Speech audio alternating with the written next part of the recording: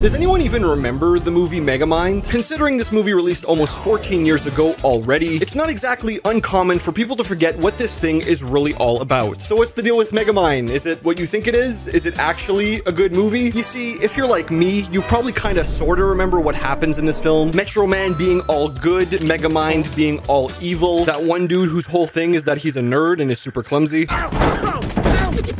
I mean, how good can a movie really be if the main things it's remembered for is that one glow-up meme, and that one goofy dancing meme, and that one super popular no his meme? Or maidens, if you're a man of culture. And don't get me wrong, this movie's straight up brainless at times, but it's also surprisingly mature at times, choosing to tell a story about heartbreak, grief, and just how to deal with being sad all the time.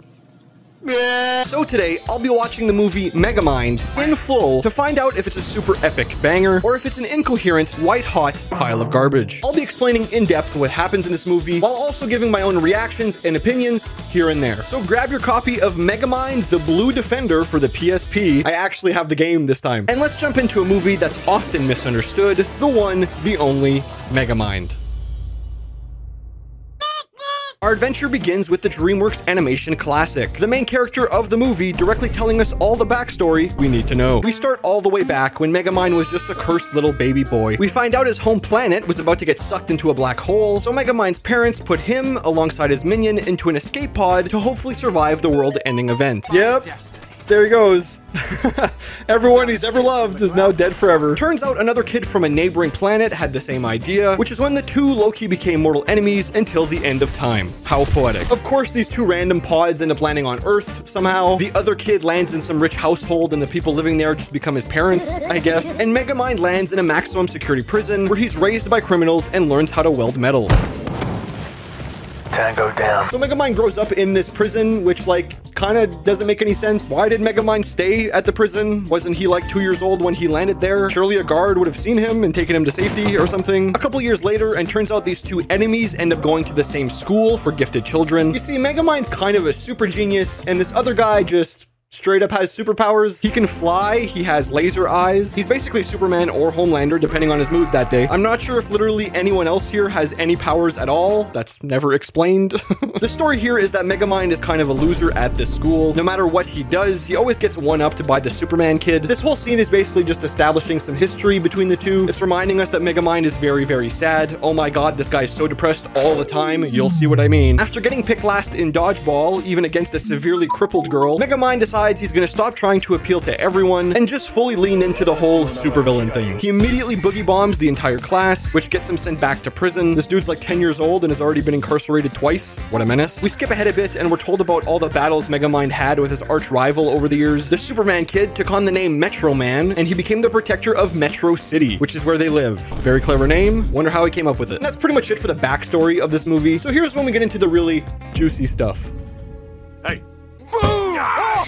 Jeez, that actually scared me a bit. Bro really is evil, that's crazy. Now, in current year, we see Megamind locked up in what I'll be calling the crazy room. The warden of this prison shows up to deliver him a gift. Turns out Metro Man likes to talk trash, so he bought Megamind a watch so he can, quote, count every second of his 85 life sentences. Damn, that's just BM. You did not have to go there. Of course, the warden actually keeps the watch because he's corrupt. I wonder if that'll be the worst decision this guy ever makes. We then skip to the soon-to-be-opened Metro Man Museum. We meet two other important characters, a reporter named Roxanne Ritchi, and her cameraman named Hal Stewart. Hal is voiced by Jonah Hill, which I quickly wanted to mention since they both have undeniable aura and W-Riz. What are we, like, let's just get a coffee or something. The character Hal has a bit of a crush on the character Roxanne, but he can never spend any time with her because she's always being kidnapped by Megamind. It's exactly like Princess Peach and Bowser, she's taken away every other week. And in fact, in this very moment, while Hal is yapping about God knows what, an invisible car pulls up and kidnaps Roxanne right away. How unfortunate. This is when we come back to the warden and the watch he took from Megamind. You see, this entire watch gift thing was actually a 200% IQ gamer move, because the watch actually gives the warden the visual appearance of Megamind, which gets him locked up immediately. Then, while in the crazy room, the real Megamind steals the watch and transforms into the warden, which allows him to just walk out of the prison. Easy peasy, lemon squeezy. Turns out the watch wasn't a gift from Metro Man at all, but it was actually all a plan from Megamind's sidekick, Minion. Remember him? We saw him at the very beginning of the movie. He's here again, but he's now here to pick up a disguised Megamind in their invisible car. See how things are just kind of lining up now?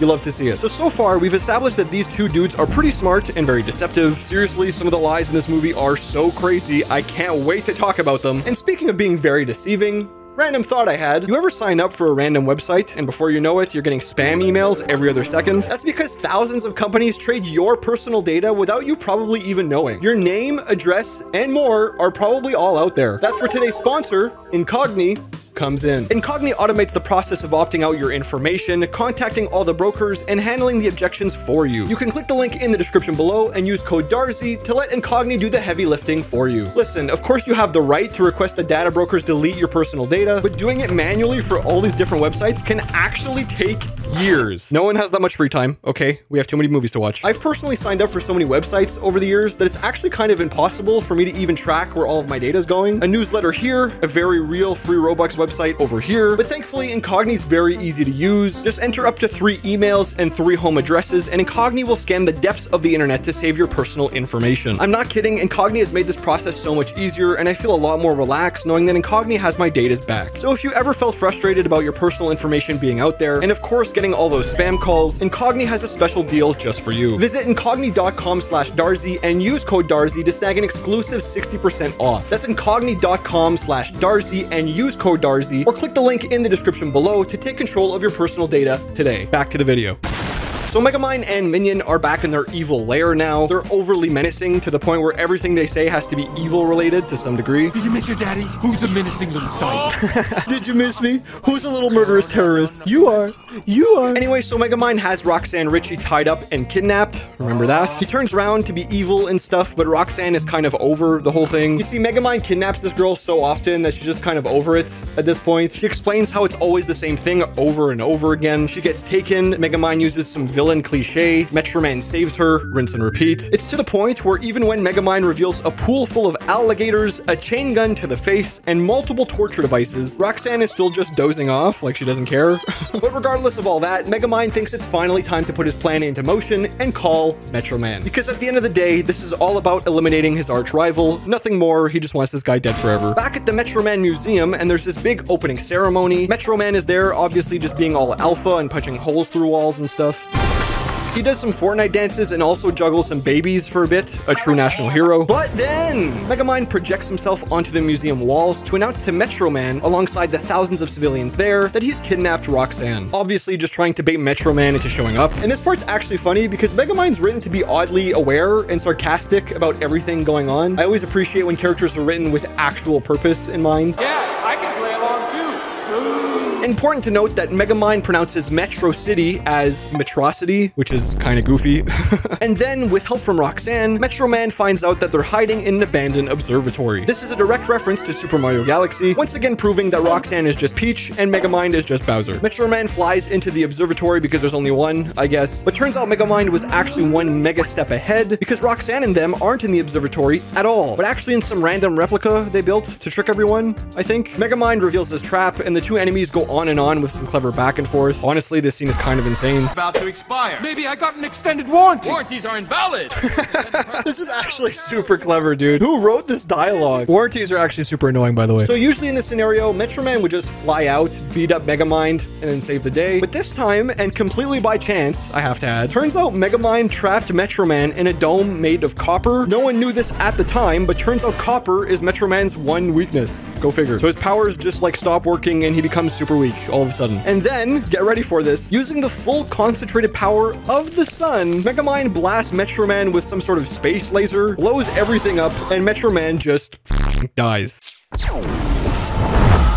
I'm not kidding here, Metroman straight up turns into a skeleton. Bro's gone. He's over. Hopefully he's having fun playing jazz in the afterlife. That's a Corpse Bride reference. Made a video on that movie already. Go check it out. It's a banger. Also subscribe if you like my content. I'm trying to hit 75K before the end of the year. This moment is actually pretty shocking. We just spent the whole beginning of this movie building these two characters up with their history and their rivalry and everything, just for the hero of the story to like die right away. Pretty much everyone in Metro City can't believe what just happened. This is probably why Princess Peach got her own game finally, because she didn't get saved for once. I'm done with the Mario references. Okay, I'm done. Later that night, Megamind and Minion, alongside all of their drones, are out causing havoc, taking over the city. Everyone just kind of lets it happen, including law enforcement. Not sure why. They could have definitely just shot this guy on the spot. I guess their standard procedure is to wait for a superhero to show up and do everything for them. Megamind heads to City Hall and makes this speech about how he's in charge now. I'd say it's very menacing, but honestly, it's not. And our villains just seem like a couple of idiots. Not gonna lie.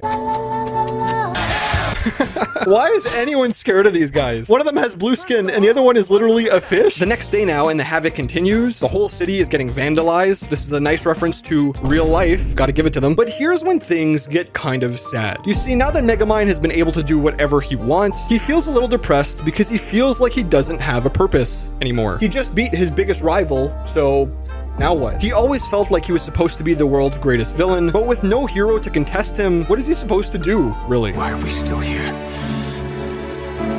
Just to suffer. During this, Roxanne is finishing up some reporting. She's pretty bummed out because Metro Man is gone. Hal is trying to invite Roxanne over for some drinks, but gets rejected because he's kind of a weirdo. I did hire a wedding photographer. That's just in case. Roxanne then enters the museum because I guess it's open 24/7 or something. While she's walking around to remember Metro Man, turns out Megamind is actually doing the same thing. His current depression about losing his purpose is directly related to the death of Metro Man, so in some weird way he kind of misses him, despite spending his entire life trying to kill him. This next part is a little confusing, so bear with me. Roxanne bumps into some guy who works here called Bernard. He's extremely monotone and kind of boring. He reminds me of Squidward because he hates everything. On Megamind's end, he drops some explosives to blow up the entire building, I guess as a way to deal with his grief. Megamind hears Roxanne about to approach him, however, so in an attempt to not get caught crying, Megamind uses his transformation watch thing to look exactly like Bernard. He also freezes the real Bernard, and we never see him again, honestly. R.I.P. Squidward. So Roxanne runs into Bernard, who's actually Megamind. Megamind now tries to hurry up out of the building with Roxanne because he doesn't want to hurt anyone else, and like everything's about to blow up, right? The two share a sweet moment, actually, where they get emotional over Metro Man's death, and sure, it's for two completely different reasons, kind of, but Roxanne doesn't really know that, so it's kind of sweet. This is when Roxanne mentions that not all hope is lost, because as they say, heroes aren't born, they're made. Obviously meaning anybody can be a hero if they have the right Sigma mindset. However, Megamind takes this very literally, and immediately decides that he's going to create a new superhero to fight forever.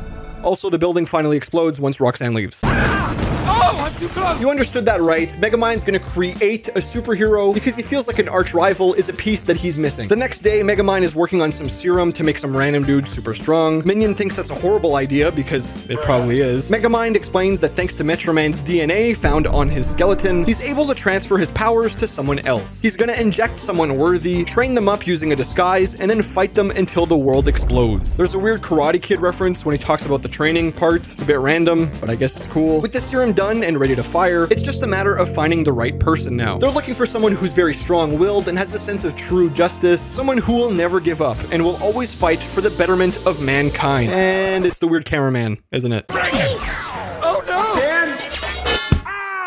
I guess Roxanne was snooping around Megamind's evil lair for some juicy reporting. She ended up fighting Megamind for the serum gun. Hal was walking around outside at the time and he accidentally got shot with the serum. How unfortunate. Megamind uses his watch again to look like Bernard. If we ever see this character again, by the way, it's Megamind, just so you know. It's kind of weird how Roxanne doesn't really question why Bernard all of a sudden is at this evil lair. Doesn't matter, I guess, who cares. Roxanne seems to be taking a liking to Bernard, which makes Hal very jealous and very angry. She gives Megamind a hug, which is kind of a big moment for this guy. His whole life, he's basically gotten no love from anyone but his one friend. It's nice because you can see him being genuinely happy here for the very first time in the movie. A little later, and there's no time to waste, since Hal accidentally got injected with the serum, Megamind has to make do and try to train him up to become a worthy adversary. Only problem is, this dude is kind of a clumsy idiot. Godlike power. This guy is not the right fit for this. I can't imagine this will go well at all. Minion suggests defusing the serum because this guy obviously isn't the right fit, but Megamind injects and throws the weapon in back of the car. Megamind and Minion enter Hal's apartment and knock him out. I appreciate the use of Adobe's stock sound effect library here. Very immersive. While knocked out, Hal transforms into a super version of himself. Megamind and Minion put on disguises. One of them is way better than the other, but I won't say which. When Hal reveals himself, he's super jacked and twice as tall. You must eat a lot of Lunchleys. I hear mold is really good for your growth. Megamind's disguise is basically some type of glowing god. He lies to Hal and tells him that he's been chosen to have special powers, and he, the god, is here to teach Hal how to use them. Surely this will go really well with no complications. What We get a long montage sequence where Megamind gets really used to his new schedule. He helps Hal control his powers by day, and then hangs out with Roxanne as Bernard by night. He's actually really happy in these moments, but he's also quite literally not being himself at all in any of them. There's something really sad about only being happy when you're in someone else's skin, honestly. Also, there's a scene where he has a real talk with Roxanne about how he was bullied his entire childhood. Roxanne clearly cares about him a lot here. She sympathizes with him and everything, but obviously Roxanne thinks Megamind is actually Bernard, so it's kind of awkward. A little later, and Megamind seems really happy. Keep in mind that Minion has no idea about this whole hanging out with Roxanne thing. I say that, but in the next scene, he actually finds out and gets super mad at Megamind because these two are supposed to be evil villains together forever. The two have a falling out, and Minion leaves, never to be seen again. How sad. I'm not kidding here, we don't see this character for almost the rest of the movie. During this argument, Hal, who's now going by the superhero name Titan, pays a visit to Roxanne. Like I mentioned earlier, Hal has always had a crush on Roxanne, and now that he's super powerful, he's hoping that he has more Riz, and the two can go on a date sometime. He basically snatches Roxanne without her consent and flies around with her. She's super terrified. This doesn't look fun at all. Eventually, Hal brings Roxanne to the top of a skyscraper and reveals his true identity. Unfortunately for Hal, however, this actually makes things worse because Roxanne already thought he was a bit of a weirdo, so now she extra doesn't like him. He should have put more of his stats into not being a creep. That probably would have worked, actually. Hal gets all embarrassed for getting rejected again, which is when we cut to Megamind at a restaurant waiting for his date to arrive. Roxanne eventually does, and she looks like she's part of the Lion King on Broadway or something. Wow, your hair. Why does he sound like Megamind here? Like, wouldn't Roxanne notice that he sounds like Megamind? Megamind and Roxanne actually share a kiss, which is a big moment. However, it's cut short when Megamind's watch is accidentally touched and turns him back into his disgusting blue self. Seriously, can anyone love anything so horrifying? Obviously, everyone in this restaurant starts to freak out, including Roxanne, who finally learns the truth. She walks out of the restaurant and seems pretty traumatized. I mean, with reason, honestly. It's kind of ironic how the most evil thing Megamind ever did was while he was just trying to be good. I mean, other than like killing a guy, but whatever. Megamind pulls up in his invisible car and tries to explain his side of the story, but Roxanne doesn't want to hear any of it. Megamind exclaims that he thought judging a book by its cover was wrong, but Roxanne retorts that even Megamind's contents are still bad. He kills superheroes, takes over entire cities, and tricks women into loving him. And the saddest part about all of this is that Roxanne doesn't really understand yet that Megamind actually has feelings for her. And then out of nowhere, for Roxanne, it just kind of clicks. Do you really think that I would ever be with you? Megamind realizes that years of kidnappings don't exactly cancel out weeks of deceptive lies, so he just says f*** it. Megamind then decides to go all in on being a supervillain. Friendship ended with woman, now evil is my best friend. Megamind drives his giant mech into town, reminds me of Neon Genesis, because that show is goated. His expectation was that after a while, Titan would show up to stop him. He's really craving that last fight, except Megamind waits around for a bit, but Titan never actually shows up. Megamind visits Titan's apartment to see what the big deal is. Seriously, he just spent the last 4 weeks training this guy to be a superhero. Where's he at? This is when we find out Titan is just playing Tetris on his couch, I guess. You're actually the guy I want to see. Also, there's a door here. The delivery of that line is so good. Thanks for breaking my wall. By the way, there's an entrance. Titan explains that he's done being a superhero because it's a lot of work and never rewarding. He'd much rather be a supervillain, which is why he stole all of this money. Look at that. He can buy like 2 PS5 Pros. We get this big moment where Titan wants to team up with Megamind, but Megamind crashes out and explains that that wasn't the plan, explaining everything to Titan in a fit of rage, everything from the serum to the training to even him actually being Bernard. He explains everything to Titan. No more secrets. Guy knows it all. Titan gets super mad because he figures Megamind is the reason Roxanne will never love him now. The two fight it out, and it was probably an epic fight. It's actually pretty close at first, with both getting some shots in. The problem here is when Titan has the upper hand finally, Megamind admits defeat and asks to be sent to prison like every other time, but Titan, being kind of evil, actually, says that he's straight up gonna kill him. No prison for you, only death. Lots of killing in this movie. What is this? Roblox Murder Mystery 2? Anyway, Megamind gets away and is super scared now because he basically created a monster he can't control. Titan is flicking random pedestrians. It's truly evil stuff. And this is when we get the most famous moment in the entire film, for better or worse. Megamind begs Roxanne for help. Not sure what she can do, honestly, but whatever. Eventually, though, through some convoluted dialogue, Roxanne agrees to help because the only person she hates more than Megamind is that weirdo cameraman that kept hitting on her. Roxanne had a scoop on all of Metro Man's whereabouts, so she knows his secret spot where they can maybe find some clues on how to stop someone who might have his powers. Roxanne brings Megamind to the old school we saw at the very beginning. The two enter it, and it's actually got a huge underground room. It's like that one door in Black Ops 2 Zombies where it's a small shack, but not really. All of Metro Man's stuff is still here, and actually they even find some water with ice that hasn't been melted yet. Wait, Does this mean... No, what I'm saying is, don't you think...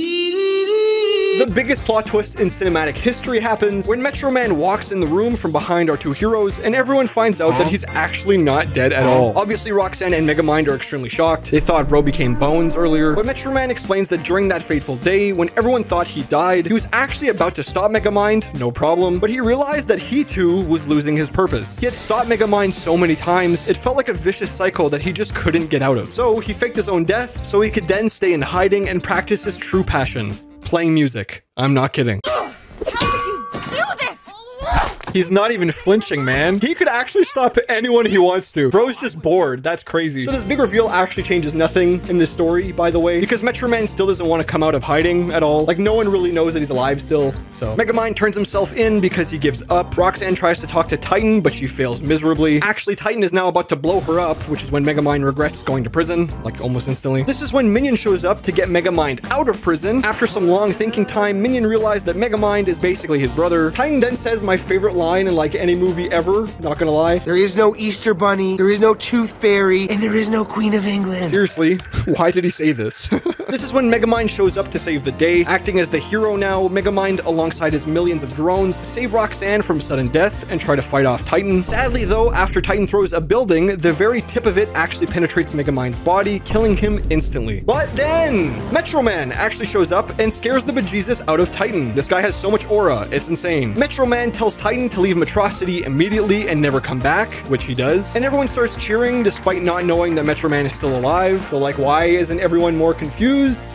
Doesn't really make sense. But then, again, we find out that Minion was actually disguised as Megamind, and he's still alive because he's like a fish, obviously. And we find out that Megamind was actually disguised as Metro Man. What? This is so insane. What a crazy moment. Sadly though, Titan caught on to this ruse since Megamind called the city Metrocity instead of Metro City. We established early on that he's like the only person who pronounces it wrong, so it's actually like a cool callback, I guess. The two fight it out for a bit. It's very epic as usual. Megamind is about to lose, but he finally puts his big brain to use and remembers that he parked his invisible car earlier on this street. There's some shenanigans to get there, but ultimately Megamind hits Titan with the diffuse gun and turns him back into plain old Hal. He's just a guy now. Megamind and Roxanne hug it out. Everyone is cheering because Titan was somehow more insufferable than Megamind. We skip a couple days ahead and see Megamind doing that wall punching thing Metro Man did at the very start. We've truly come full circle. This is beautiful. Megamind is now Metro City's protector. We then see Metro Man cheering him on in disguise, which is kind of weird considering he was his bully their entire upbringing, but whatever. Megamind and Roxanne dance to some Michael Jackson, and that's kind of the end. And that was the entire movie. Megamind. Was it really that bad? Honestly, this movie is kind of a certified banger. This was the first time I ever watched this movie, and I can safely say it really impressed me. Going into it, not knowing much, I thought we were just gonna get some really goofy story with not much more to offer other than some laughs, but what I actually got was an emotionally in-depth journey that took me through cycles of grief and sadness. This movie masterfully mixes childlike wonder with its action and comedy, while also providing more serious tones. A movie like this needs to be remembered forever. Turns out this movie is not at all what I and many others thought it would be, which is why at the end of the day, I guess you can say Megamind tricked an entire generation. That's how we did it. Question solved. Now you know. Like, comment, and subscribe. It helps the channel a bunch. Become a member for only $1. You get your name at the end of all my future videos here. Thank you so much to all my current members. You guys are the best, and it's so nice to know that I'll always have your support. Thank you so much for watching this video. It means the world to me. Seriously, I can't thank you enough. Fall Abdul scores this one a solid, massive brain out of 5. And yeah, thanks for watching.